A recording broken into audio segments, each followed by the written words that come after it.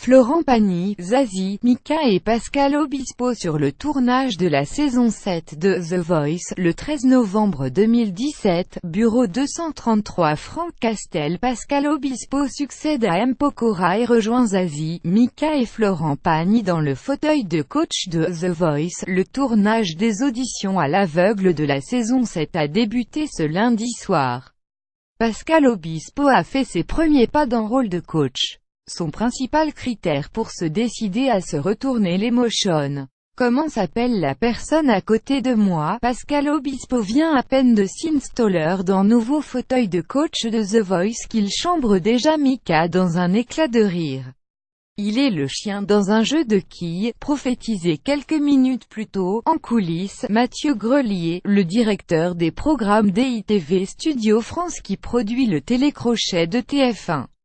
Cela faisait 4 ans qu'on n'avait pas eu un jugement vierge de toute la mécanique du jeu. Plus grand que à lire aussi. Voici l'audition finale, la nouvelle épreuve qui attend les candidats de The Voice. Pascal Obispo a beau être un téléspectateur fidèle de l'émission, ce lundi, premier jour du tournage des auditions de la saison 7 auquel 20 minutes a pu assister, le chanteur prend ses marques sur le plateau installé dans un studio de la Plaine Saint-Denis.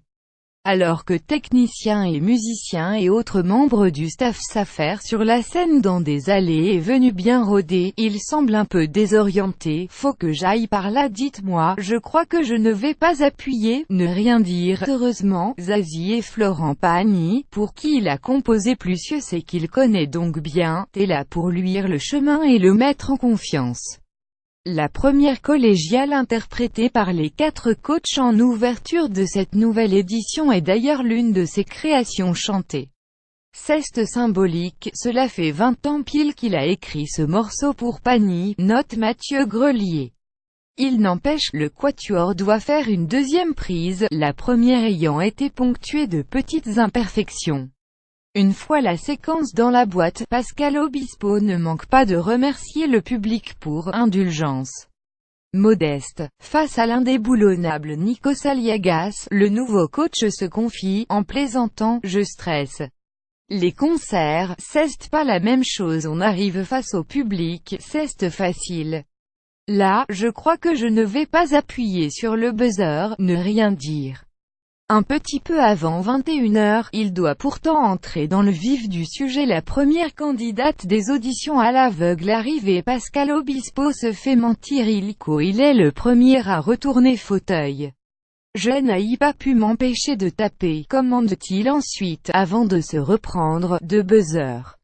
Oui, The Voice, c'est aussi tout un vocabulaire à maîtriser. Pour moi, l'énergie prime sur la technique. Pour la petite histoire, même si le montage final, diffusé en début d'année prochaine, ne respectera pas cet ordre, le tout premier talent à voir fouler la scène ce lundi soir a décidé de rejoindre l'équipe de Pascal Obispo.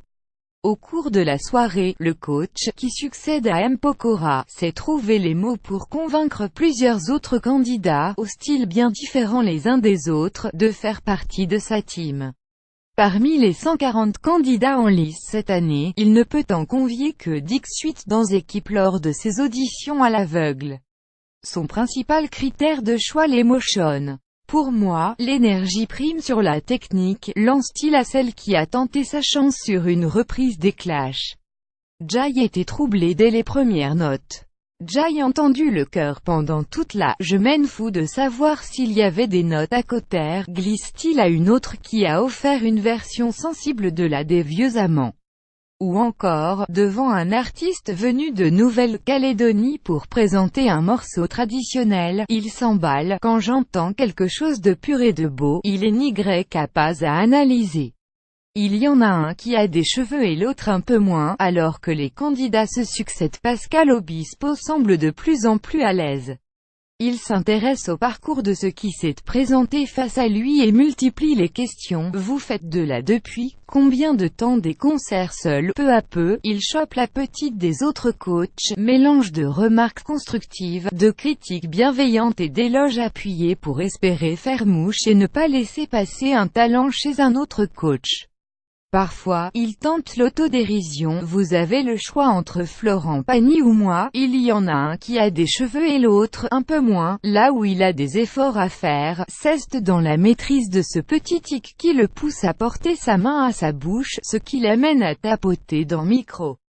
Les ingénieurs du semblent en avoir des sueurs froides. Manquerait plus qu'on n'entende plus sa voix à lui. Le tournage ne fait que commencer, il a encore plusieurs heures à mettre à profit pour trouver la position la plus confortable dans un posant fauteuil rouge.